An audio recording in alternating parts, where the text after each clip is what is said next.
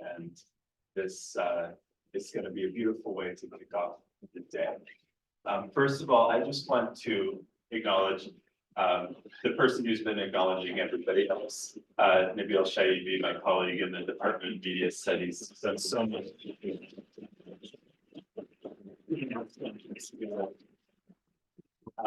The last conference Nabil organized too long ago in the before times has been kind of shaping my own thought and work ever since in ways that I didn't expect. And I already can feel the way in which this conference is doing the same. And I hope it does for all of you as well. This morning, we are going to pivot from the, in some respects, from the fire on the mountain of religious nationalism to the possibilities at the margins. Where else can we turn? Where else can we look? What can we find at the border crossings? Which are the possibilities that appear when we resist the imposition of militarized lines over that common land and life that Nabil spoke about. And there is, I think, no one better positioned to bring us into that question than Ramesh Srinivasan, who comes to us from the Department of Information Studies at Information Science at UCLA, and is someone who has consistently traveled, explored, probed those spaces across borders, explored the imaginaries and the practices of technology outside what normally goes by the name of tech culture, what normally becomes kind of centered in our imaginations in around the technologies that shape our lives.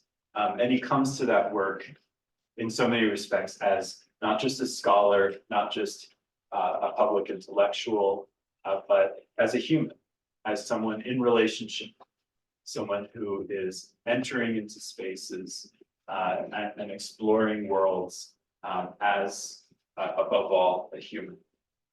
Additionally, he has degrees from Stanford, MIT, and Harvard. He's written several books, including most recently Beyond the Valley, which is quite extraordinary. It's an exploration of internet technology as experienced and produced in the majority of the world that is not in the Santa Clara Valley of California. You have probably also seen him on platforms such as CNN and NPR and Young Turks and the TED stage and a long list of establishmentarian and alternative spaces. He has served as both a surrogate for Bernie Sanders' presidential campaign, as well as serving on the Innovation Policy Committee for President Biden. So he somehow achieved kind of border crossing in our own political lines. He also has a forthcoming podcast that is called Utopias, and I just received a description of it yesterday. And an invitation. It sounds extraordinary. It will include voices such as the Yes Men, Joan Halifax, Cornel West, and so I'm looking forward very much to what's to come. But above all, again, I just want to emphasize the way in which Ramesh approaches his work as one of the giants in our field of information science and media, and as a scholar, but also above all as a human. And I think you'll see that in the talk to come, which is entitled "From Incarceration to Lived Relations: How Technology Can Support Planetary Lives." I may thank you so much. Thank you.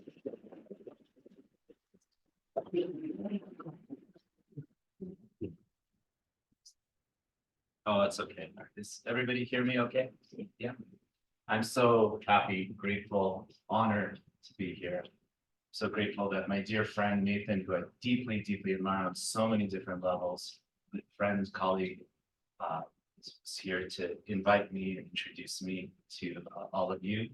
And my deepest thanks to you, Nabil, for your thoughtfulness, your heart, your spirit, and your integrity in bringing us together and keeping it real, And a lot of love for all of you who I've had an opportunity to meet. And I hope to get to meet those of you who I haven't later today. So I'm going to be taking us on a bit of a wild ride. I have 43 slides. Some of these are just meant to be quickly pushed through. You can ask me more about them later. And as I was thinking, as I received, the kind invitation to join all of you from Nabil and Nathan, I really was thinking hard about the relationship between what I and many others, colleagues and friends who were all in solidarity together work on, which is sort of the question of dignity and voice and relationality at a time when many of us feel more alone, more lonely, more alienated, perhaps more incarcerated than before. And reading Nabil's brilliant description of this conference really helped me. And so literally, I want to just start by quoting briefly from your introduction to this conference, where Nabil alludes to the work of Frantz Fanon, who's been such a huge influence on all of us, I would guess, or many of us, where he describes Fanon's understanding of national consciousness as, quote, an emergent and expiring liberatory project. And here's the key thing, that's fully committed to both the local, so you can ask that question, what is the local? What does the local mean? And the transnational, and a persistent effort to find a collective future grounded in the relational fecundity, fertility of difference, not the weaponized nostalgia of sameness. So we can ask this question of what is sameness and what is difference, and how are those things manifesting in our lives today, and how are they being mediated as well? I don't think the mic is working.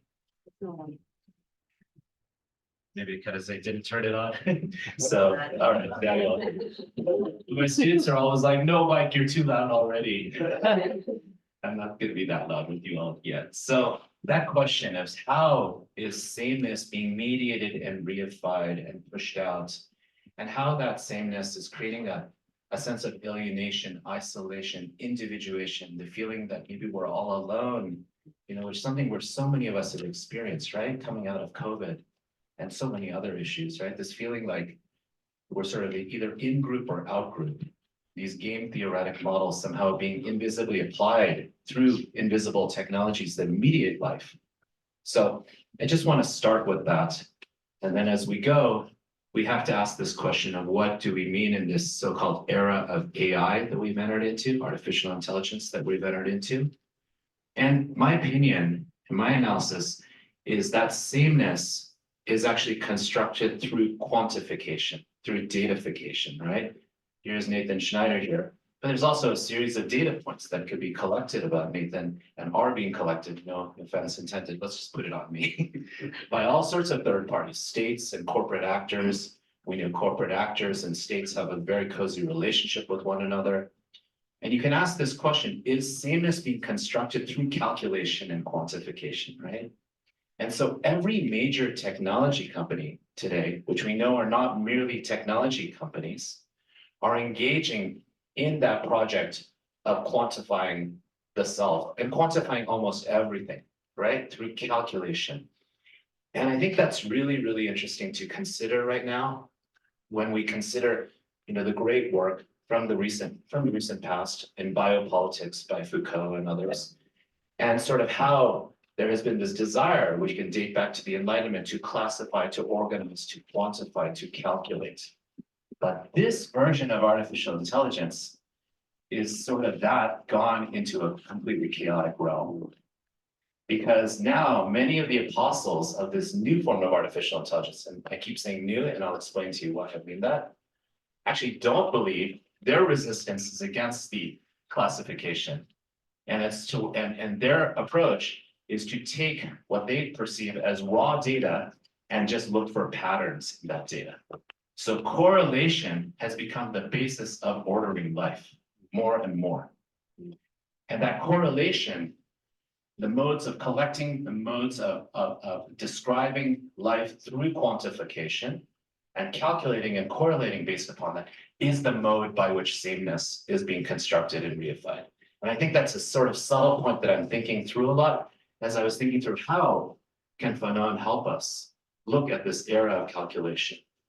And as I mentioned, every major technology company, and we know well, they're not just technology companies, I'll get to that in a moment, works with these models. They call themselves artificial intelligence companies.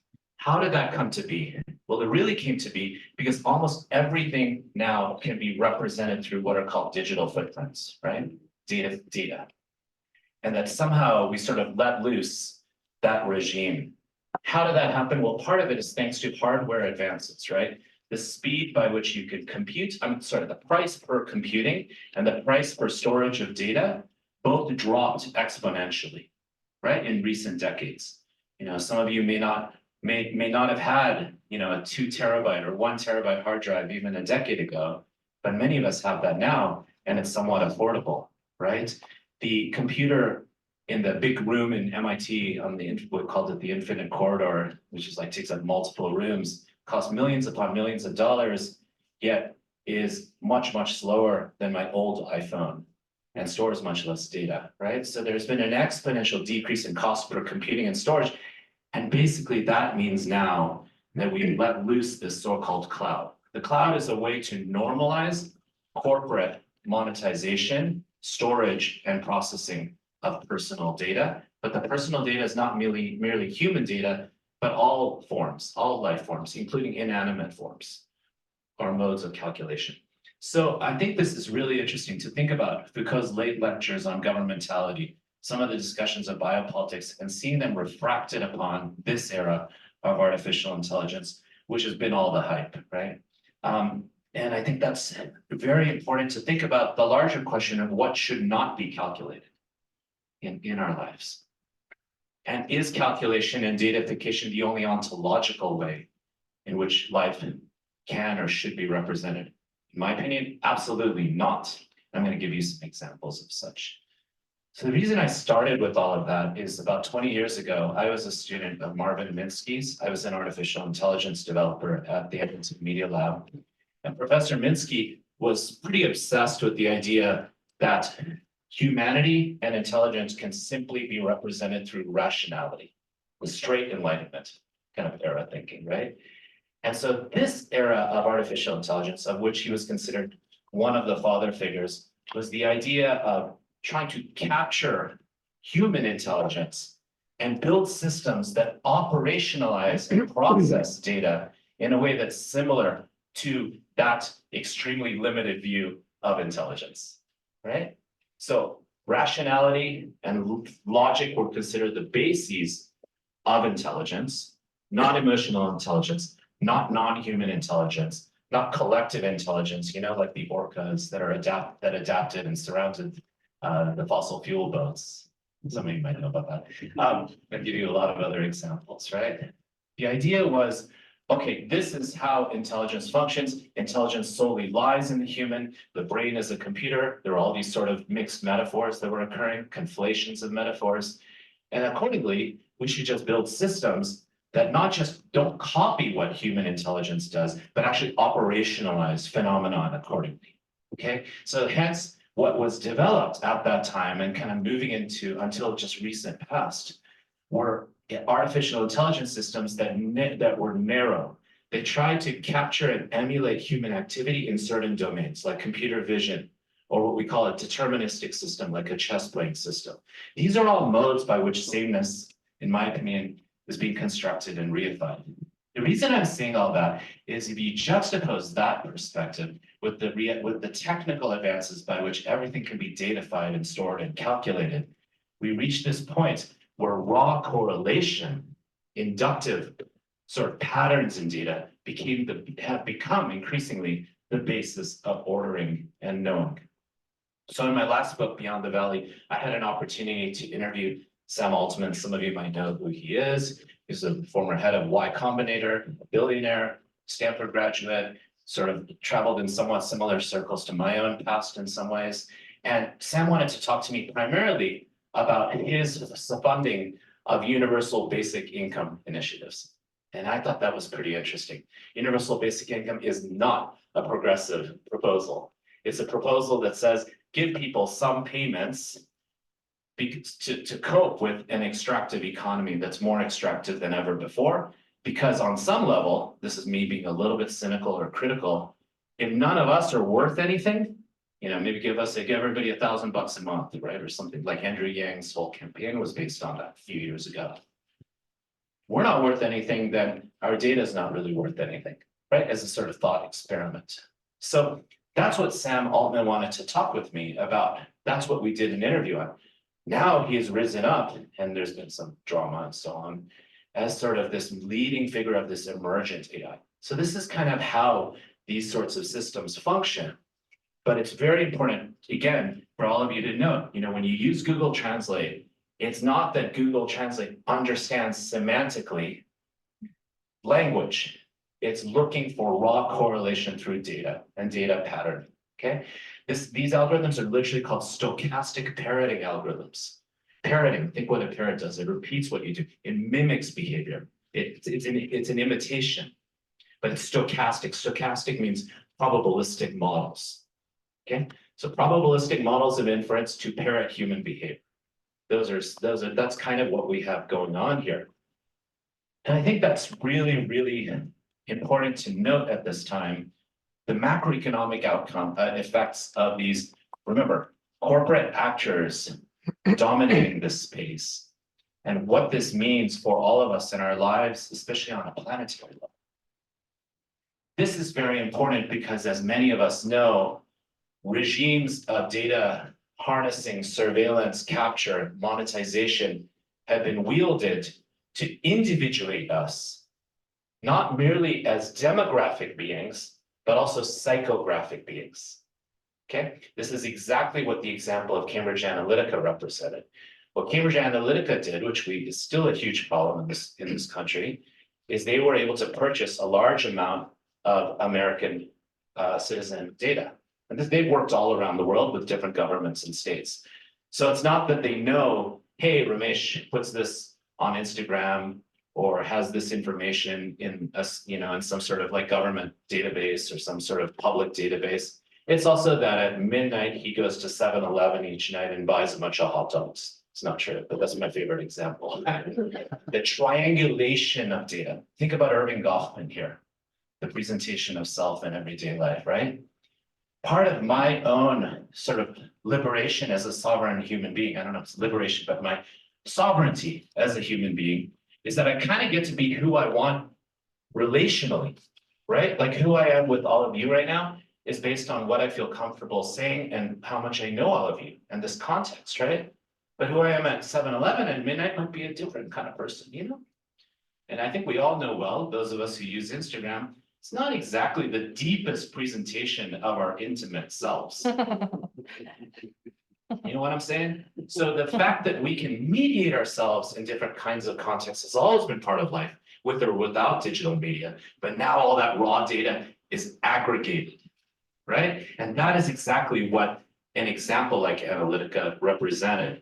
We can harness all this data. We can build psychographic models of human beings, not sort of like, making people, for example, not want to vote, having negative opinions about things based on models like the ocean model, openness, conscientiousness, extroversion, and basically map things in certain ways. Hey, Ramesh at 6 a.m. is grumpy before his coffee, but is very open when he's around new people after his coffee.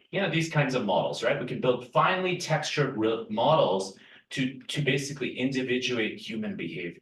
And that's basically where many of these technological regimes, I believe, are heading more and more. It's widely known. I think just want to say it in case you all don't know this widely, in a sort of general sense, that many platforms that we engage with, specifically social media ones, tend to have go viral on their platforms the most outrageous content. Is that because like conspiratorial, hateful, etc., divisive, polarizing, etc., or reinforcing your view, but in a much more hardcore way, right? It's like, I was a supporter of Senator Sanders, Next thing I know is I'm getting recommended, Communist Manifesto videos. Not that I have a problem with that, but be totally honest. So it's sort of like this way of polarizing and pushing oneself, right? And is that again because these technologies understand the meaning of that content, or is it merely correlation? It's the same. It's correlation. It's a prediction of what's called engagement. So you can imagine. Now I've talked on economic, psychographic, but also larger demos issues, how that creates a polarization, but really the end of a public sphere. Certainly a progressive public sphere, like an Arendtian vision of a public sphere, or Nancy Fraser's critiques of Habermas, that kind of public sphere. That where there's a multiplicity, right, of sub-publics to counter-publics and so on. So that's all gone and eroded through these modes of quantification, but also these systems that route data in such a way to basically construct ourselves and construct on some levels our own desires. So any major technology company, they often call themselves technology companies, but they're not technology companies. Uber is the biggest taxi company in the history of the world. Airbnb is the biggest hotel company in the history of the world. They own almost nothing, hire almost nobody. Thankfully to Nathan, he's helped us identify lots of alternatives with platforms, with platform cooperativism and so on. But the idea is to basically be a little gremlin in the middle between our peer-to-peer interactions and monetize every one of those interactions. But it's not just monetizing by capturing the data, it's also routing what we see and what we don't see. Quantification can be the basis for determining what are called social graph technologies. Social graph technologies mediate what one engages with, what one interacts with, what one sees, and what one doesn't see.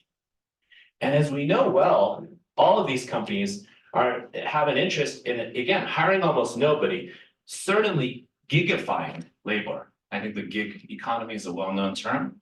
The idea is for people to basically do the labor wherever possible to kind of allow these systems to appear frictionless.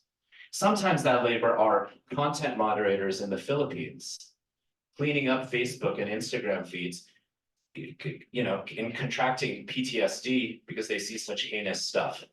Sometimes it's Kenyan youth who I felt like hung out with literally in Nairobi, who are doing the same thing with GPT, with ChatGPT and other platforms. So there's this sort of fissuring of work and the invisibility of labor that makes things go, that makes things work, right? That sorts things out. These are all kind of titles of books that I like a lot. So this has created some of the wealthiest companies in the history of the world, but they're zombified, what Yanis Varoufakis described to me and publicly as techno-feudalism. Yanis is a future guest on my podcast. He'll be joining me soon, a couple months.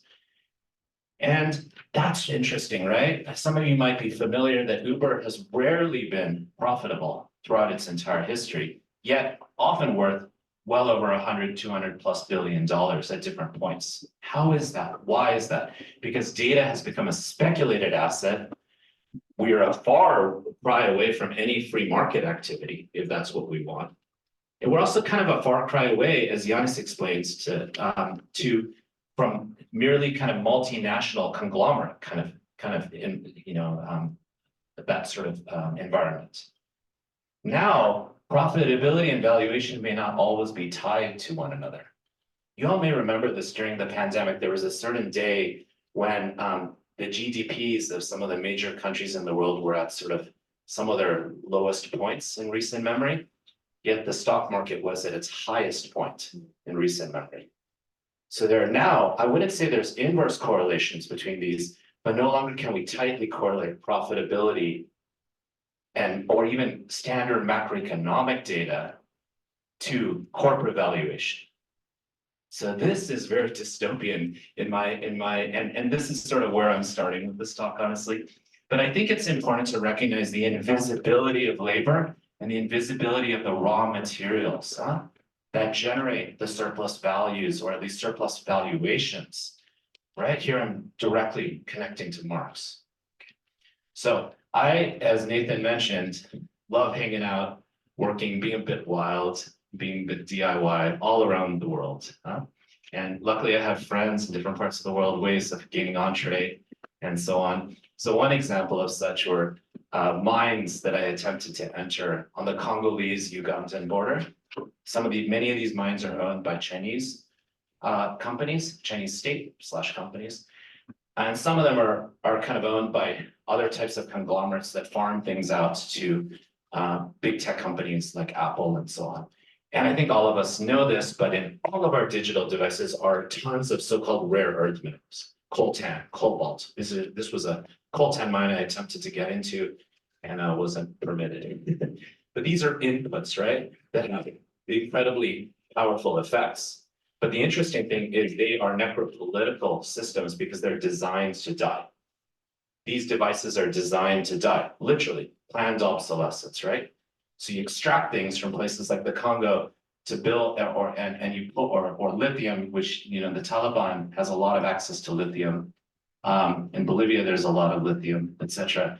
These enter into these technologies, yet they're designed to die and they return back to the earth. Huh?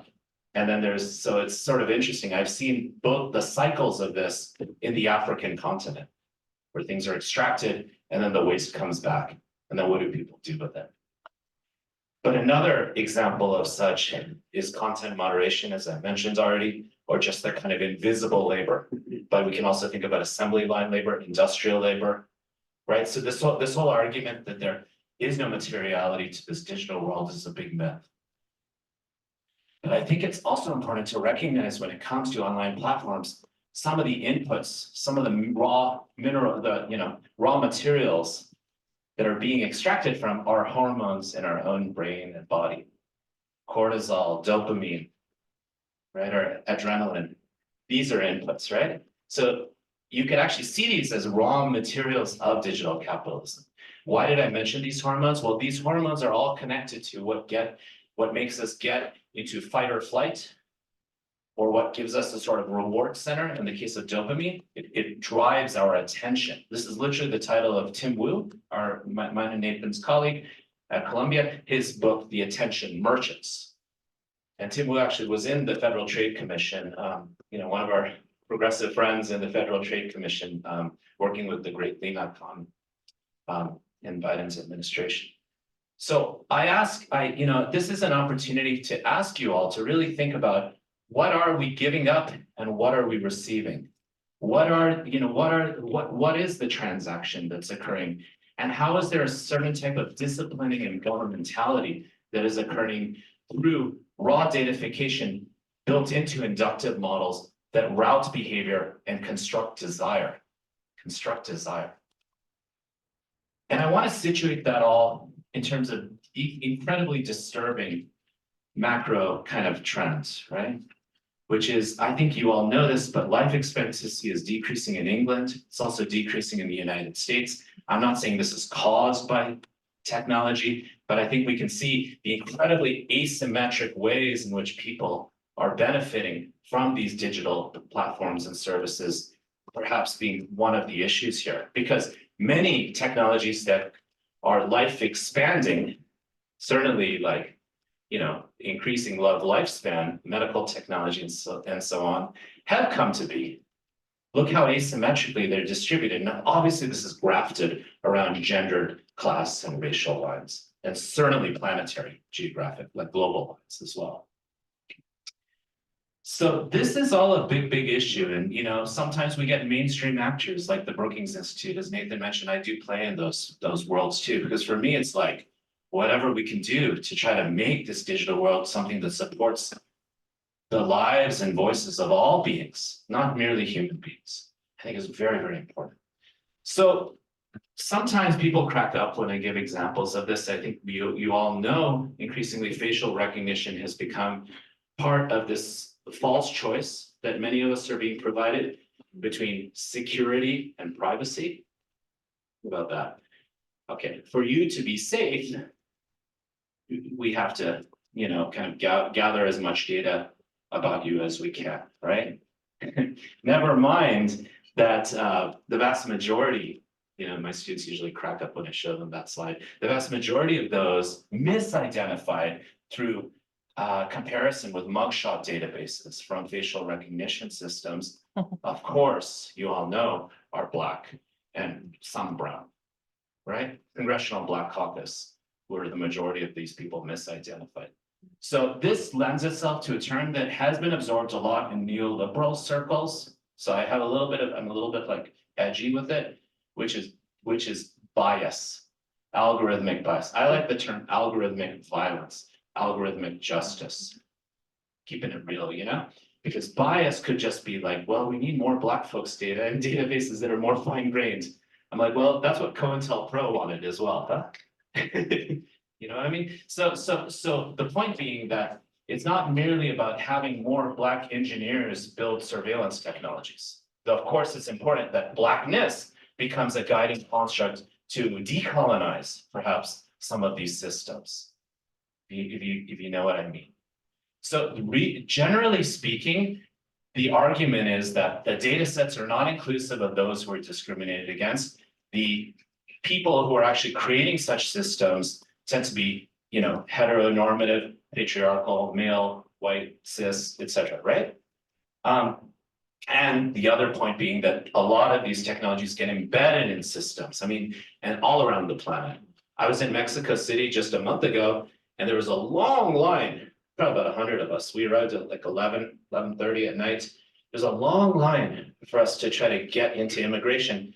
And then the customs immigration officers are, oh, we've opened a new line. That line was going straight to a camera that would do a facial recognition scan of all of us. And we all just started sprinting over there, including me. And I was like, what am I doing? Well, both of these options suck.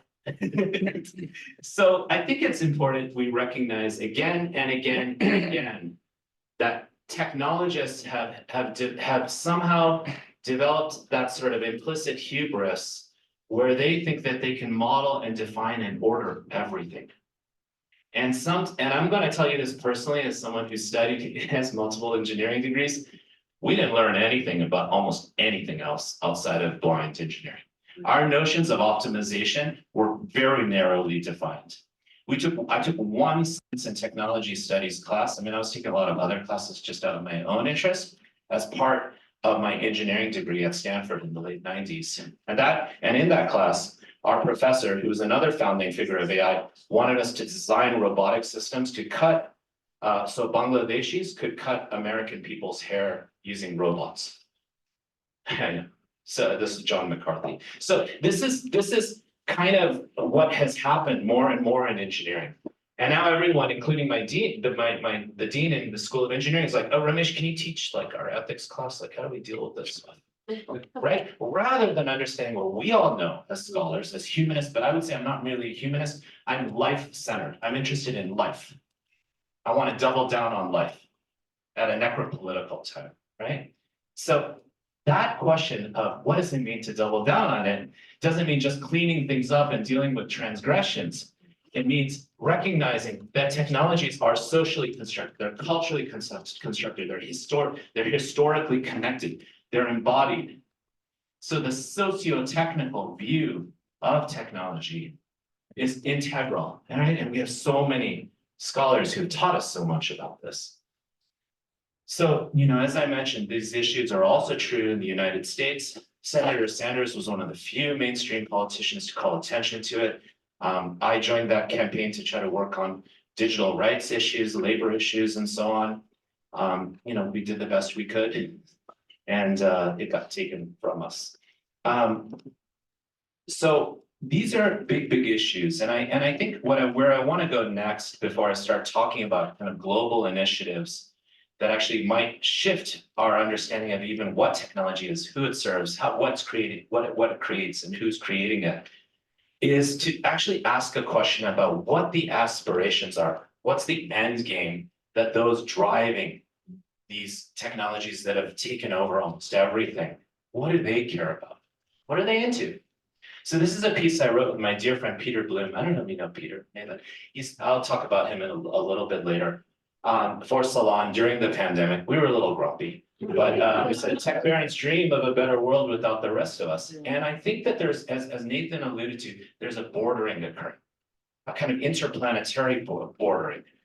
But a lot of it is built upon the privatization of the cosmos, the privatization of space. Some of you might know Jeff Bezos has said that all of the money that he's gonna make in his life, he will devote to his for-profit space exploration company, right?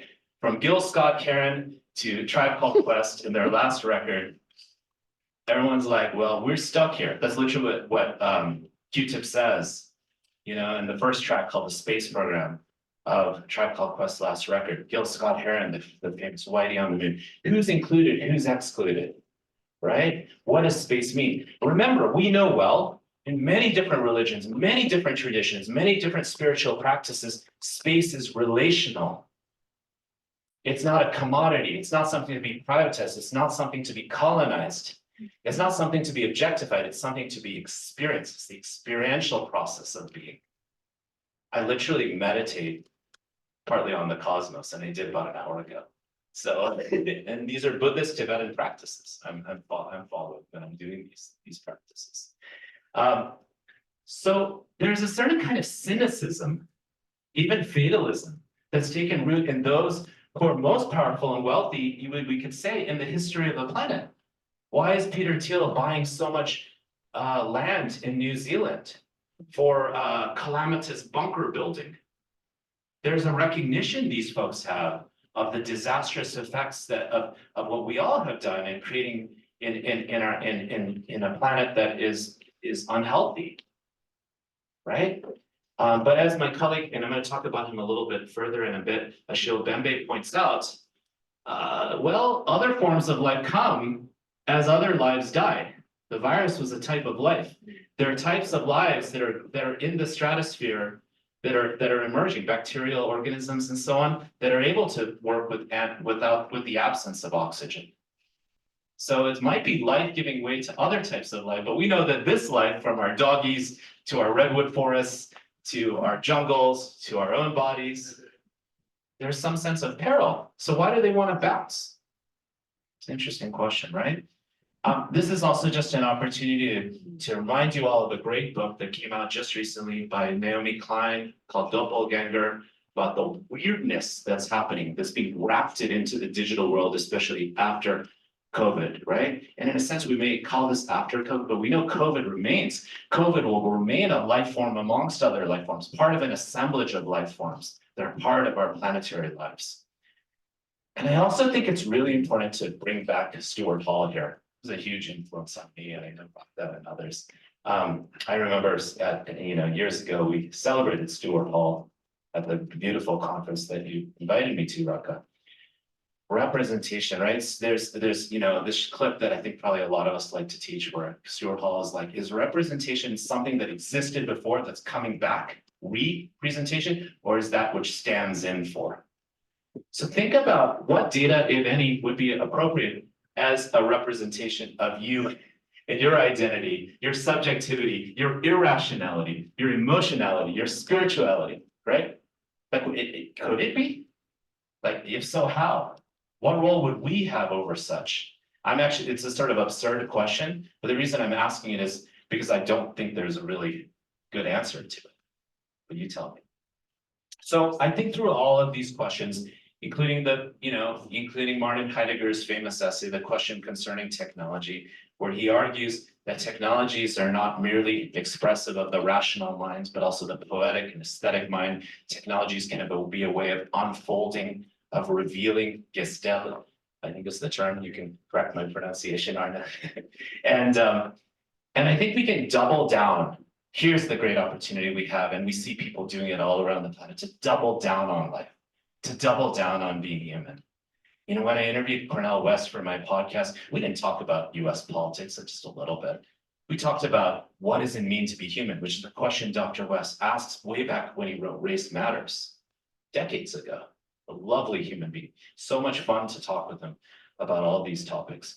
And perhaps one way we can look is, we have curiosity as human beings. Other living beings have all sorts of other ways of being that are not, perhaps, that can't be reduced to these regimes, these ordering regimes, these regimes of absurdist inductive correlation.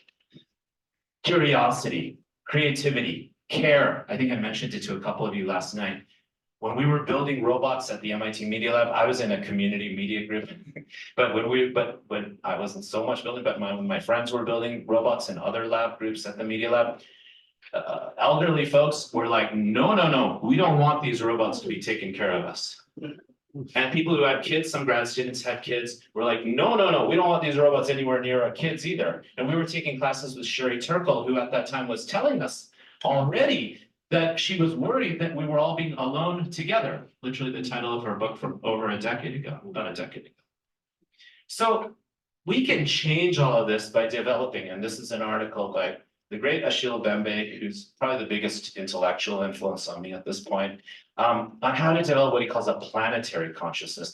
The cool thing that Achille has shifted into, he has a book that came out just a couple of months ago called Earthly Community. I spent much of my sabbatical last year with him and his amazing colleagues in Johannesburg in South Africa. I have lots of stories about the time spent there, how much it informed me. Achille says we need to think on a planetary level, because as many of you know, there's a lot of folks around the planet who no longer can take for granted their lives as the way it used to be. We see many climate refugees in the Sahel in West Africa. We see folks trying to come from sub-Saharan Africa, you know, and get to Europe, right? But we see the bordering, the carceral practice of who gets to move and who doesn't. And so what Achille has done from his earlier work on the necropolitical, the politics of death, is ask questions about how we may be able to live in a world that's more borderlessness, where the movement of all is part of life. But the movement is not physical only. The movement also must occur in digital spaces. But movement also must be expressed ontologically, meaning there's a reduction of modes of thinking and being that have occurred as we've datafied everything and just given it all to these machines that we don't know even how they order things. We don't even know what's known about us. Are we Googling or being Googled? Are we users or being used? Are we socializing on social media or being socialized? It's kind of a little of both, but certainly a lot of the latter, right? So there could be a whole other project where we think about how we living beings and non-humans around the planet have lots of ways of being and knowing.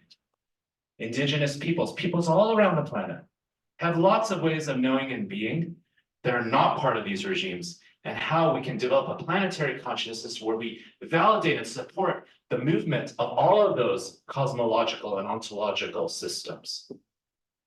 So Achille literally says, how do we repair, share, and care? Which are like words I use all the time. They're literally the tag words of my new podcast.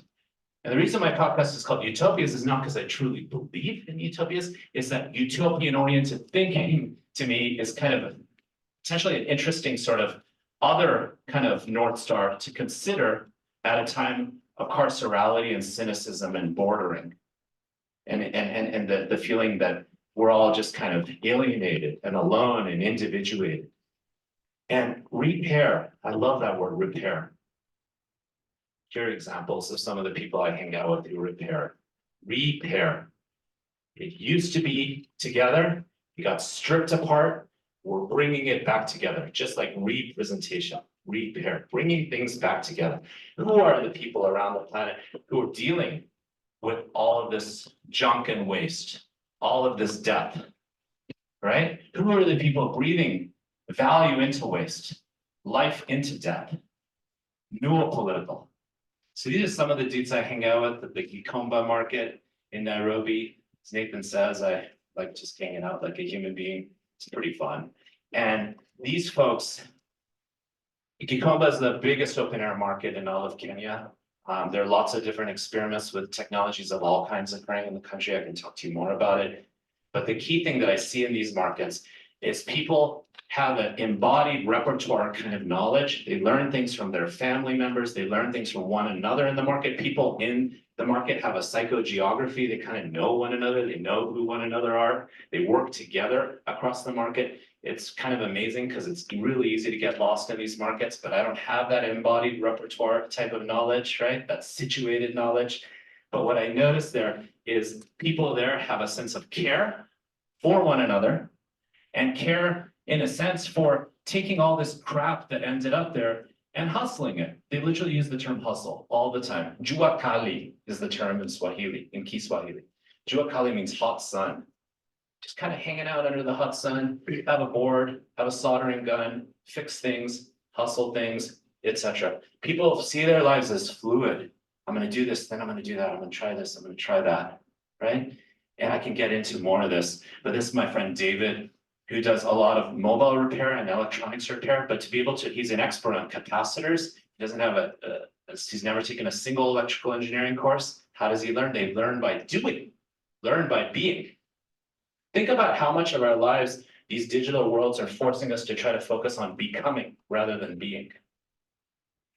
So these are examples from Kikomba. I've seen people take all waste and create computers out of it. All everything waste, all unpaired, right? Stripped apart, fragmented. How the fragments can create new holes, and they do it, and they sell it, and they repair things, and they hustle, and they do it to make things work for them. Why does this exist? Because the world is so damn unequal. Whoop, do I just? Okay, it's still there. Your device requires a security update. I don't want to, feel free to take a look. But it's because the world is so unequal, right? This is something that people in South Africa describe to me as dumping. Many of you might have seen like art, like, Coca-Cola bottle caps making amazing sculptures, things people do out there. But a lot of it is because all the junk of global capitalism ends up there, all the waste, right? I mean, have you ever thought about where the caps of whoever loses the Super Bowl goes? Or the shirts, right? And these often end up in places that are, I would say, we call them the post-colony, but I would say these are still colonized places, right? I mean, like in Port-au-Prince, for example, I have friends that made in Haiti, made a short documentary about Super Bowl loser clothes. Thank you so much. Great. So, okay, so thank you. So what I see occurring are the idea is sort of this vision that we can work with anything because we do it together. We can work with anything because we just know by doing, we know by trying, we know by hustling. And I think that is very, very powerful. Some of my friends who even have built computers and repaired televisions and so on are like, okay, we're done with that. Now we're going to do powder coating. And then they get into powder coating. So then they learn electrical and industrial modes of repair. There's a kind of agnosticism about what one hustles in. People try different things. And the thing is, they can learn from one another across the market. They're not so much in competition with one. And they love hanging out, and we all always love to talk about these things called the matatus. Matatus are pretty cool. Do any of you know what matatus are? They're these, yeah, cool. They're these, these like plodding minivans. I've literally been in one of these with 22 people in there. I'm 6'3", so my knees were, every part of my body was colliding with someone else. There's another part of someone else's body. But they're like the Bob Marley matatus. I literally saw a matatu with 3 images of Malcolm X, Martin Luther King, and Mandela. Just recently when I was in Nairobi, there's a matatu with Nas on it. I don't know how many fellow hip hop heads here, but Nas is what's up. So, and this is something that's occurring we see in a lot of parts of the world, right? Our colleague Stephen Jackson has written beautiful writing on how this is something that was also part of salvage work in Bangladesh, dating back well over a century. So I've seen these things occur. These are images I took from field work I've been doing. Have a bunch of friends now in these markets in Addis Ababa, in Mercato, in Ethiopia, which is the biggest open air market in Africa. And just want to show you some of these. It's like you can pull apart from a tire and somehow wire it up to create a heat sink in a hardware device that you're creating. There's a sort of, again, agnosticism about what you work with. Everything can be fluid and shape-shifted. The parts can be taken from holes and create new holes. I mean, look at this, right? Look at this. It's like kind of a amazing sculpture. So, all right. And the reason I'm mentioning all this has different layers of incubation. So some Juakali people tell me, hey, yeah, we were told Juakali were market creators, market designers, market fixers, repairers, breakers. But now we have a roof. I was like, oh, that's cool. How'd that happen? Well, I now have friends who have built 3D printers. I love talking about this, out of all waste in Nairobi. And those 3D printers are outperforming American and Chinese 3D printers, because they're optimized for place. Unstable electrical grids, heat, humidity. This is a form of local knowledge, environmental knowledge that is the basis for design and optimization. So how are they building these 3D printers, and who cares about 3D printers, right? That's a more important question. I'll tell you why. So they're pulling chips and out of all abandoned electronics. They're taking plastic trash bottles and using convection and conduction and clamping to create what's called the filament, which is filament is this kind of plastic thing by which 3D printers are created, but 3D printers print with filament, so it's super recursive, right? They create the filament to create the 3D printer, then can print more filament, right? And out of the 3D printers, key point, they're printing things like microscopes. Look at that. That's a microscope that is now available to people in schools all around East Africa for pennies on the dollar. 1/50 of the cost of an imported microscope. And now people in schools are able to learn with microscopes, all created in this, the neoliberal people like this term circular economy and this and all. So I was like, okay, whatever you want to call it, cool. But this is the idea again. I hustle out of just raw waste and I just build. And they're also printing, this is my friend Solomon, they're also on the podcast. I brought them on the podcast. They are now printing also medical devices using these 3D printers that are now available in hospitals and clinics that never could have afforded this, including things like to kind of help with limbs that are broken. So not prostheses, but close to that.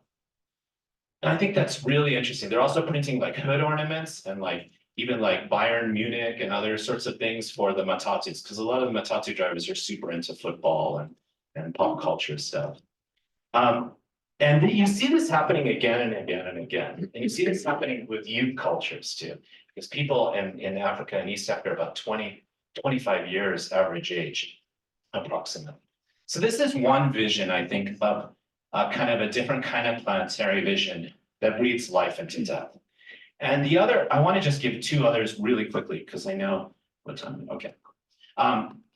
The second, which, I know Nathan and I care a lot about, Nathan's work with platform cooperatives is so important, among other things.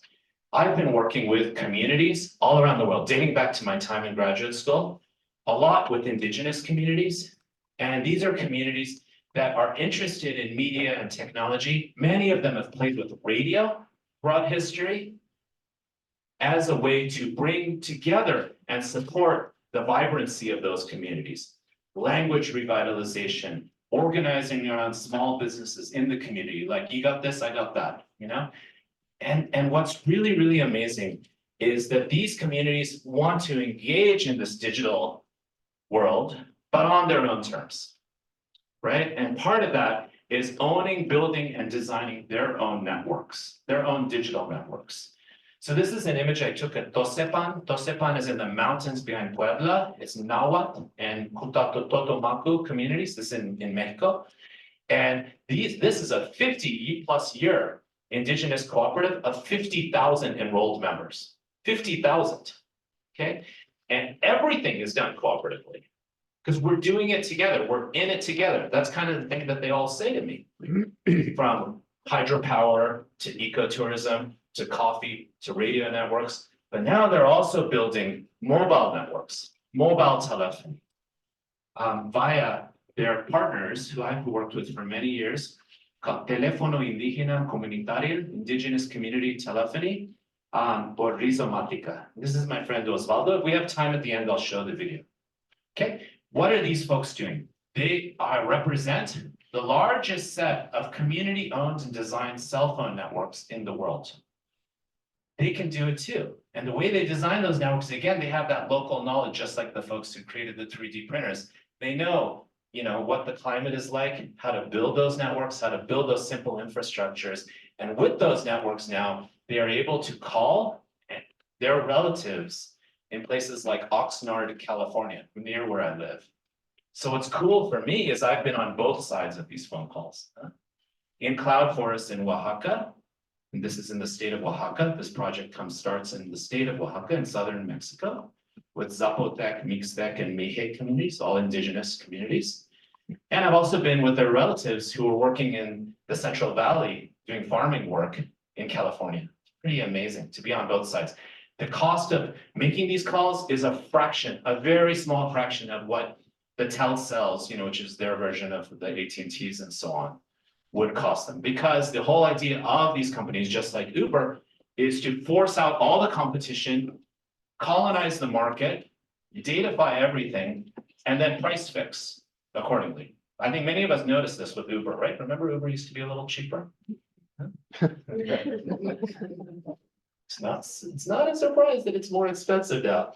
So these are examples that I see occurring all around the planet where the values, beliefs, traditions, histories, voices, cosmologies are the basis, the blueprint of thinking about design, thinking about how one wishes to tread or hustle in this digital world. And some of my friends in Chiapas, which borders Oaxaca, are children of Zapatistas, for those of you who know about Zapatismo or into it. This is a project called Ictacop. This is in Celtal. It's a Mayan language. Ictacop means words in the wind. That's how they think of digital technologies and internet technologies. Words in the wind. And so these folks, a lot of them come out of community radio. And I can talk more about that. An oral technology, cheap technology, easy to repair, technology that you can organize with. This is something I've seen all over Latin and South America, including in Bolivia, where I won't talk about that, where I used to hang out and spend time. And they're doing the same thing in Chiapas. These kids, they're like 22, 21 kind of thing, children of Zapatistas, they are building intranet, community radio networks, and internet connectivity, all for pennies on the dollar. And here's the thing, most telecom providers, I don't even like calling them providers, but let's say that word, don't really want to bring their so-called services to these communities. There's not enough bodies and they're not wealthy enough. So how do these people deal with that? They have local knowledge, geographic knowledge. So they literally have identified a local hill that's 25 kilometers away from where they're based. And near that hill, there's a village with a lot more people who have, Telcel service. They've bought 1 point of internet connection and they've run a line to the top of the hill and they've figured out a way to spread that signal and bring it to their community. See, this is the kind of local intimate knowledge, embodied knowledge, situated knowledge that's part of this. So that's a second set of examples that I think are important. Engaging in this digital world, but in a way that's not just simply about self-determination, but I would argue a type of collective determination as well. But the collective doesn't erode the self. The self is not a flattened, individuated, datafied self. The self is relational. Okay, there. Last thing, super biased by my own practice. So those of you I've gotten to hang out with, I've talked about Buddhism and what's represented for me in my life. I was literally meeting with Shambhala folks yesterday and being like, how can I work with you all and stuff. So I was a student and very influenced by a teacher, a Buddhist teacher named Thich Nhat Hanh. Some of you may know who Thai is. Thai was a friend of Martin Luther King. Martin Luther King nominated him for the Nobel Peace Prize. And Thai basically says, he coins this term called interbeing. And he loves to tell the story of the lotus and the mud. The reason I'm saying all this is I think also spirituality can be a technology, going back to even Heidegger before. And I think this is interesting because what Thai says, Thai is teacher in Vietnamese, is it is possible to get stuck in the mud of life. We shouldn't, though, discriminate against the mud. There is no lotus flower without the mud. There is no mud without the lotus flower. They exist in a relationship of interbeing. So I think we all know this, right? even when we're interacting online, our selves are not just merely individuated, they're not narrow selves. We live in a way that there's a non-dualism to actually being, right? Like who I am with all of you has everything to do with hanging out with all of you last night. Like that gave me the context to be able to feel free to speak the way I do. Right? Who ourselves are always relational. The relational is not just merely with other beings, but it could be with non-humans as well. When I hang out with my doggy, it's not even my doggy, she's like, not my pet, she's like part of my family. It's a relational knowledge we have. I literally met that dog as a little puppy while I was working with Zapotec communities in Oaxaca, and she's now 7 years old, living in Los Angeles. So these are the kinds of things that I think are really important. Doubling down on care, recognizing that other sentient beings are part of our assemblage of life. And I guess the reason I'm saying that is obviously religion, this is just sort of salient, I think, to this conference, can be a mode of exclusion and a carceral practice, a carceral identity. It can be a mode of fundamentalizing and nationalizing and generating of hate. But there are so many practices that exist around the world, around the planet, including Judeo-Christian ones, of course, that are all about care and compassion and recognizing we're not alone. We're not our narrow self. We're relational beings. We're beings of love and compassion who also need to be left alone a lot. That's also true, right? And so I guess this is kind of taking me to the end, which is this larger question of relationality, right? And so I think this is kind of what's on the chopping block and what's worth doubling down. I think the doubling down on life, the embrace of the neopolitical in an era where digital technologies have been part of alienation, of individuation, increasingly of nihilism, as we were speaking about with Wendy Brown's new book, Nabil. We can go another direction. In fact, we don't just have to go or can go another direction. All around us, people are going in another direction. Nathan's definitely going in another direction. And so I encourage us all to together think about and dream about what are those other directions? How can those directions incorporate digital and data technologies, but in a way where we're not invisibly bowing to their masters who themselves have a deep amount of cynicism about life. So with that, I think we should.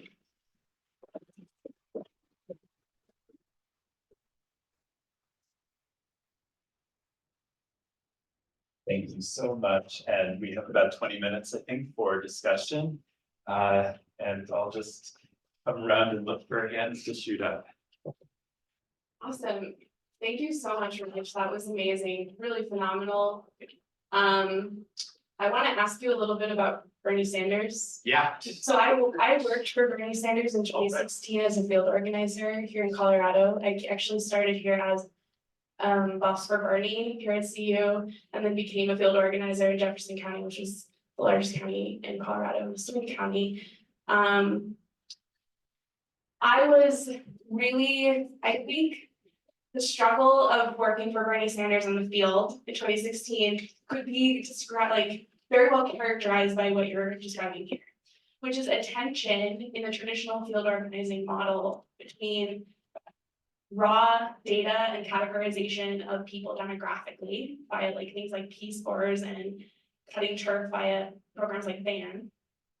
And a relational vision of organizing that Zach Exley really, not just Zach Exley, but really pushed, kind of coming off of Obama 2008 snowflake model and all these things. I know I'm saying a lot of like very specific field organizing terms, but this relational ideal of like cascading effects of like organizing yourself out of a job via volunteerism, I thought was just like incredible in 2016. And yet, the emphasis at the end of the day was how many phone calls did you make and how many doors did you knock? And in 2020, when I was doing some field work on Bernie 2020 in Denver, I was so surprised to see that the change had been made to maybe try to emphasize this relational model in a different way via an app, the Burn app, where you would like basically build a photograph or something, or like a psychograph of your network. Okay, and so in a way, they're like still trying, right, but yet they're still caught. And so I'm just wondering, like very selfishly, not only for myself as a scholar working on this, but like personally a vision politically for the future. Do you have any sense of like maybe where they could have done differently? Like how could they have like in the kind of hyper local sense, like how could they have relationally organized and like done that in maybe an intervening way, or maybe using technology but doing it differently or something like that? Thank you for that. That's a great question. You know, I wrote a little bit about that campaign in Beyond the Valley, my last book. I mainly wrote about the 2016 campaign because Beyond the Valley came out in 2019 and I was working on the campaign in 2020. And the one thing that we were able to do well, or that the higher ups, FOS and all those guys were able to do well, were figure out a way, you know, this kind of related to like what people were psyched about with the internet like a decade ago. Crowdsourcing, so bring the crowd together. Here comes everybody. So like literally Clay Shirky's book was titled back in the day. But we kind of like did that, you know, and you remember this, like it was like $24 a pop. You know, our average donation was $24. That was in 2016, and it was 18 in 2020. It was $18. So we were trying to take disaggregated people, a vast majority who were working in middle class, who were donors to the campaign, and aggregate the funds. So that was like an area of a great amount of success. I think partly every national campaign or major campaign is partly a story of how the technologies of that time are exploited. Sometimes the exploitation can be, you know, $18 or $24, but sometimes it could be these psychographic micro modeling, right? The Obama campaign was very well known back in 2008, you remember this, and Dean before that, for demographic modeling. I interviewed David Axelrod for this book too. So I interviewed a lot of folks who are maybe different than my own views politically for the book, and that was important for me. Okay, so the thing that I think in the Sanders campaign that we lost a little bit of sight of was just continue to be really, really populist and just try to not worry so much about having to play in the micro targeting game. We weren't using, you know, Cambridge Analytica or anything like that. I tell the story in Beyond the Valley. I literally met Cambridge Analytica and had off the record interviews with them for multiple 2 years because I met them through the Mexican government. I was speaking at Vicente Fox, the former president of Mexico's ranch. I met Vicente Fox on a plane. He was sitting next to me and he invited me to speak at his ranch. I just hang with everybody, right? And it's like, and he's a, you know, I don't know much about him, but there's some probably sketchy, but like, but I was like literally trashing Cambridge Analytica on the stage and they were literally sitting in the front row. I didn't even realize that. And so I think that kind of individuating, you know, kind of that wasn't really what we were about and we should have been about. And I think when we try to play that game too, it kind of undermines the campaign. But the reason why Bernie didn't win in 2020 is not that. We know that, right? It was because the entire Democratic Party meaning Obama organized to get rid of us. And he said that. Bernie said that. We were in a backroom meeting. I mean, 150 people or so of staff and surrogates in Venice Beach. And you know, Dr. West was there and Ocasio-Cortez and all these squad people and this and that. And he said they're coming for us because we won 3 of the first 4 primaries at that time. And there was a certain populism. We're, you know, knowing fully well this was not socialism on any level at all. It was at best a New Deal Democrat. But okay, we'll take what we can get. Ramesh, thank you so much. That is so rich and insightful. You and I share perhaps an obsession with Ashim Dembe. Yeah. And his writings and his provocations. And I think one thing that really applies here to everything that you said and everything that you, I think, have written that I have encountered in the past few years is located in one very simple essay that he wrote many years ago called Africa in Theory, in which he was talking about, he was, not addressing only Bruno Latour's idea that critique has run out of steam. The idea that we are still making the same gestures, even though the world has changed our atmosphere drastically. But it's almost like he was telling Bruno Latour, like, you have not really looked elsewhere to make that determination that critique has actually run out of steam, because Achille Mbembe wanted to counter the hubris of universalism, Western theory, Western critique, because Western theory has not really addressed the questions of life futures, the question of inhabitability of the world, of the planet, in global terms, right? And Achille Mbembe was interested in that. So for him, critique has not really run out of steam. We have not been able to look where we're supposed to be looking, which I think brings me to what's really wonderful and insightful about your work is that you have, you provoke us into the duty to study and rethink the world from everywhere. Not in that old anthropological sense of doing ethnographies around the world in order to control our knowledge about populations, but to be inspired exactly about the doubling down of life. So I just wanted to highlight that idea of, the inevitable calculability of everything that Mbembe is talking about. Yeah. Just takes us away from thinking that there are other sites and other places in the world where we can restart and renew and re-energize the whole process of thinking, theorizing, critiquing, and living the world differently.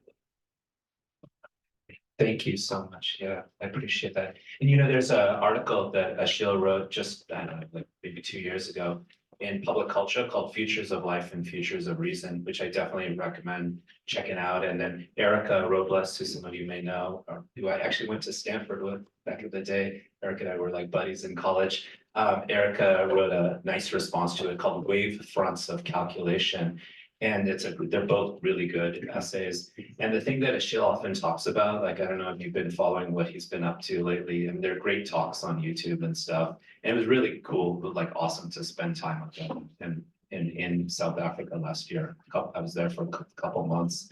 He loves giving these examples from Yoruba and Dogon and other sort of what we might call pre-colonial, but they're ongoing kind of communities that don't see almost anything as solidified, which is the same thing they say in Buddhism, anti-solidification. Huh? There is no solidification.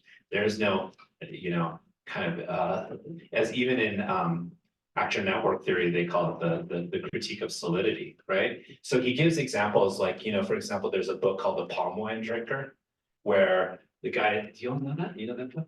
Oh, that's so cool. Well, you could tell us more than I haven't read it. But he likes to talk about, the protagonist in the book, tell me if I'm wrong, has his head cut off, but then his head gets put on other people who already are lying on a battlefield. And then those people become a combination of this head and this body. And just sort of there's a mutability of identity and body.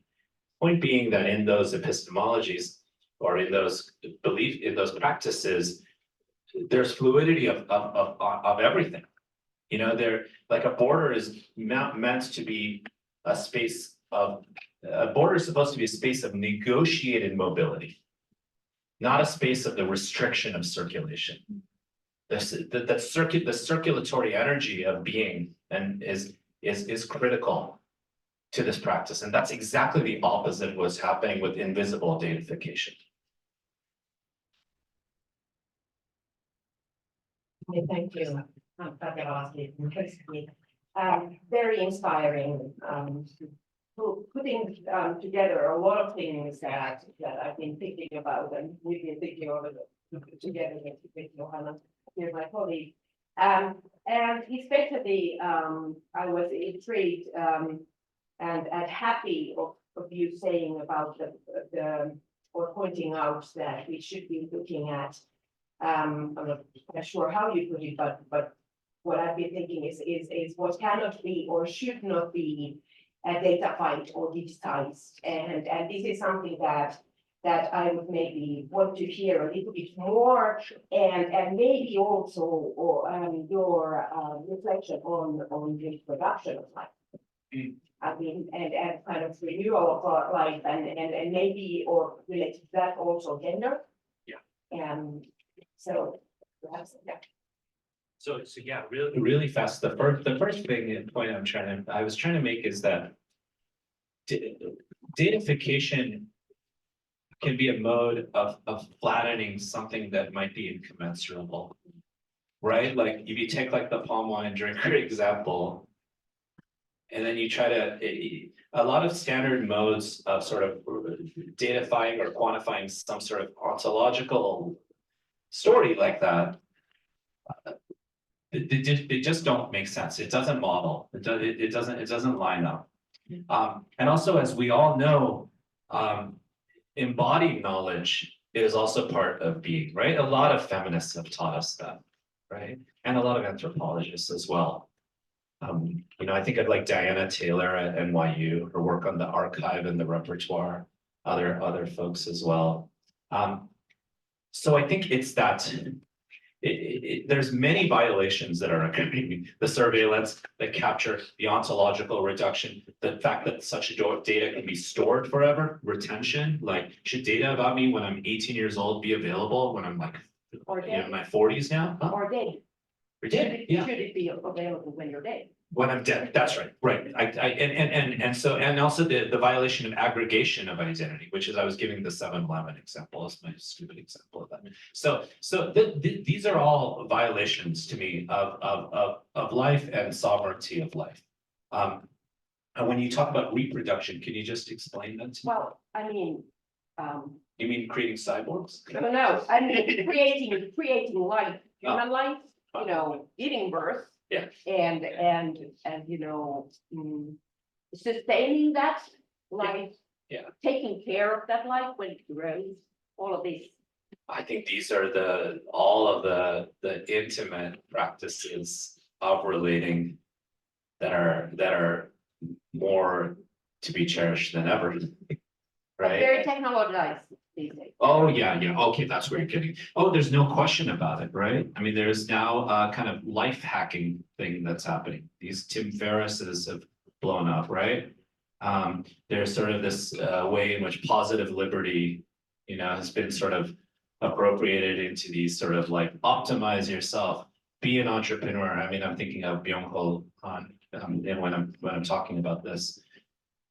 Yeah, I think the thing that's lost amidst all of it is like the being and the relating.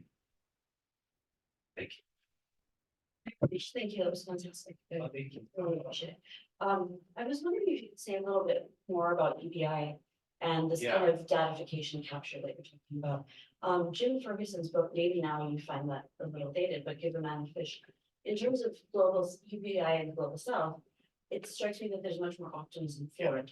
And so I'm wondering about what about that concern about capture, even with your friends in Nairobi and so forth, doing these very innovative and fluid practices. I'm curious, is there anxiety about the potential for capture? Because of course, with neoliberal possibilities, there's always a seeking out of new markets, right?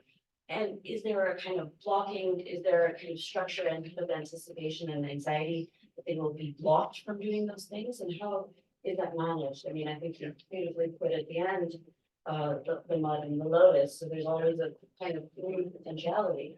But I'm wondering how people manage them. So for the universal basic income, you know, I kind of dissed it a little, I'll be honest. The reason I sort of critiqued it is if we want to really transform economic life so that all are lifted up amidst so-called technological ambitions, knowing fully well, remember all these words, innovation, disruption, they've taken those words from us. Like there's nothing innovative about iPhone 15 versus 16, especially when both are designed to die within 2 to 3 years, right? So what kind of innovation is that? It's an innovation of death, right? My opinion. There's nothing innovative about bioengineering a Monsanto seed that is designed to die, right? So, okay. So the reason I'm saying this is like, if digital innovations and transformations can benefit all beings, maybe not everybody equally, but I would like that, but that's not the same as saying, oh my gosh, the economy is more feudal than ever. And oh, Milton Friedman, himself promoted universal basic income. So it's like, give everybody $1,000 a month so they can, and oh my gosh, they actually spend it on healthcare. They don't just gamble it away and drink it all away. So objectifying, and honestly, a lot of it is racist. And so that's if that's the best we can do way better. I was, of course, supportive of people getting payments during COVID and on those sorts of things. What about a universal basic dividend? This is something Giannis and I, Varoufakis and I have talked about. I'm wondering what you think about this, Nathan. Remember, public funding went into creating this internet. The first node of the internet, it was all funded by US taxpayers. It was part of DARPA budgets. The first node of it is on my campus at UCLA. None of these things exist without public funding on some level. And none of it exists without our data. And all of them are not all of them, but many of them are monetizing our peer-to-peer interactions, right? So it's like, shouldn't we get some equity in those companies? As Google becomes more and more astronomical in value, why shouldn't I own some small, we can, micro percentage it of that company? I mean, I know that's considered like an insane progressive idea, but it's like, I don't know why can't the means of production or the means of capitalizing upon production be distributed to all who actually contributed to such production? It's kind of my thought. Okay, so in terms of the latter, in Kenya, yeah, people know that they're kind of part of this surveillance net. I think there are a lot of young youth, I mean, almost everyone's young, are just sort of like, okay, but we're gonna just do our thing. It's kind of third space stuff, like we're gonna do our thing. And a lot of them are like, we're just like not valuable to them anyway. And then a lot of them have been very interested in peer-to-peer engagements in ways that are more bottom up, some of which have been appropriated by their telecom companies like Safaricom. The example probably of M-Pesa, where people send one another credits phone to phone. That was a huge threat to the banks who said, none of you are worthy of giving a loan to. We're not loaning you any money. Okay, no problem. We're gonna just start sending credits to one another as a way to circumvent that practice. So there's a lot of that kind of circumvention, but it's not even considered explicitly oppositional there. From what I see, people are just like, we're just gonna, as they say, hustle. Everyone says they have a side hustle. I've even met people who have 30 or 40-hour a week engineering jobs who do side jobs like printing t-shirts. And some of them tell me they make more money printing the t-shirts than the engineering job. So some of them just are like, forget the engineering job, I'm just gonna do lots of side hustles. So we're almost out of time, but we have an irresistible set of comments, hands raised for the end. So I'm just going to do a round of three to wrap this up. Thank you so much for this. I really appreciated it. And I was really struck by this conversation around hustle and place, because I think about the way hustle has been built into a particular cultural stereotype in the US, particularly around millennial hustle culture, right? And I'm thinking about what is the hustle in service of in different places and how we might associate that value with sort of a seeing outside of the structure, right? Because I think about hustling to succeed, hustling to survive, hustling to overcome, right? Like, are we hustling here now to overcome the system that we want to kind of go beyond, right? Are we hustling to survive? Are we hustling to achieve or be actualized by the system? And I just wonder how, in your experience in different places, you see that manifesting differently. And then if you had any kind of sense of practical for people located here right now with this sort of like global vision, how we might do that work of looking beyond and going beyond. That's a good question. Great question. Okay, one more. Just one comment and one question, but first of all, thank you. It was a wonderful presentation. I learned a lot. So when you were talking about improvisation, like in Africa, we call that electronic stuff we improvise. I was just wondering if you you probably already do, but no, Amit Rai spoke to Jugaad time. Oh, no, I should read that. Because it's very similar to what happens in India, where people improvise, out of things and create something new. Jugaad time. The question that I had, because I've done some research on electronic dumping. And while I really appreciated your exposing us to how we build new things like new computers, etc., out of the electronically dumped products. But a part of me wonders, they are also simultaneously exposed to a lot of toxic chemicals, right? And now that there is a global push, international push for preventing electronic dumping, especially in the global south, is there a little romanticization there? Because then somebody could say, yes, but keep dumping things in the global south because look, we are not really destroying them, they are able to do all this. So how do you balance those two things? It's such a good question. Yeah. Oh, was there a last one? No, that was also just finish that. Okay, so all right, so really quickly, so with the hustle theme, I think it's just about all of us in relation to who and where we are and what communities we're part of, looking at the constraints that exist in relation to our lives and figuring out paths to work with them.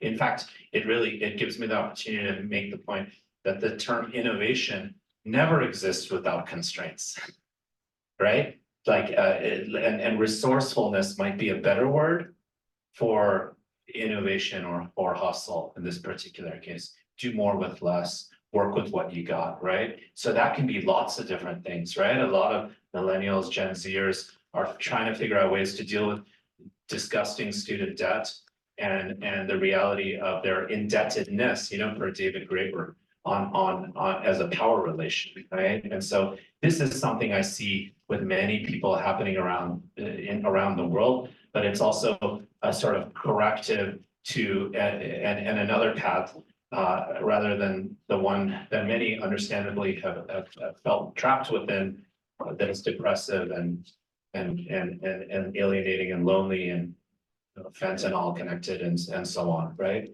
So I think it's just a huge lens to look at as manifested in different places with different people and different communities. How do they look at the world? How is it doubling down on creativity and care a kind of another path? So thank you for that. And thank you for those kind words. Absolutely. I'm trying to be really mindful not to orientalize or exoticize this that is occurring. And you're certainly right, Raka. I should have mentioned it.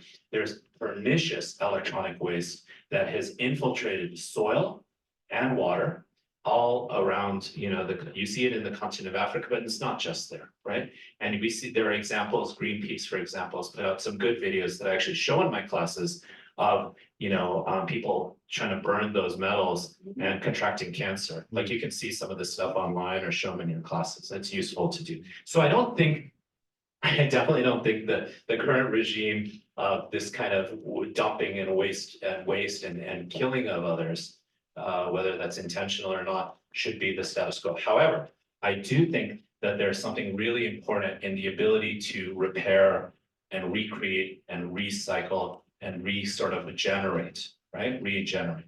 And so maybe it doesn't have to occur with planned obsolescent technology, but you could imagine a model by which as technologies sort of get more, need a revitalization, that's another word, bringing back vitality, bringing back life, that there could be a way in which in a safer way, people around the world could have that space to create and recreate, right, with waste of any kind, right? So I guess what I'm getting at is that, this is sort of a TED corporate kind of thing that I've actually talked with them about it.